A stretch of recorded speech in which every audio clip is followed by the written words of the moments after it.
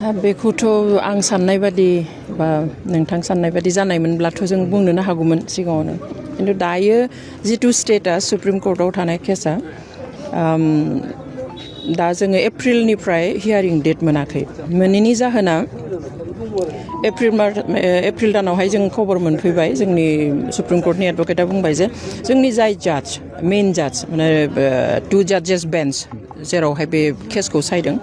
सासेया थांलाय फैलाय जाबाय थायो खिन्थु सासेया पार्मानेन्टलि बेयाव थायो थ' बिथांखौ केरालानि जिथु सबरिमाला केस बे सबरिमाला केसखौ रिअपेन खालामनायावहाय बेखौ डेइलि बिसार खालामनाय जागोन बेवहाय जोंनि माबाखौ लांथ'नाय जागोन जाजखौ बेवहाय एपइन्ट खालामनाय जाथ'दों होननानै 9 जाजेस बेन्चमोन बियो बेवहाय बिथांखौ लांदोंमोन बेयाव जोंनो खबर हरदों जे बे 3 उइक्स लागोन सप्ताथामाव बे केसा जोबगोन बेनि उनाव जोंनि हियारिंआ जाफिनगोन नाथाय सप्ताथामाव जोबाखसै बेनि उनाव मास मोनसे लाबाय जोबाखसै बेनि उनावहाय जुननि 1 थारिखनिफ्राय 12 जुलाइसिम सामार ब्रेक जाबाय गरम बन्द मोनबाय सुप्रिम कर्टआ थालायबाय ओमफ्राय दा नै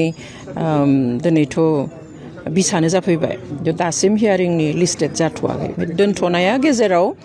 जोंनि जाजखौ सबरिमाला केसाव एपइन्ट खालामनायनि थाखाय दोनथ'दोंमोन खिन्थु जों आसा खालामो थाबैनो जोङो आरो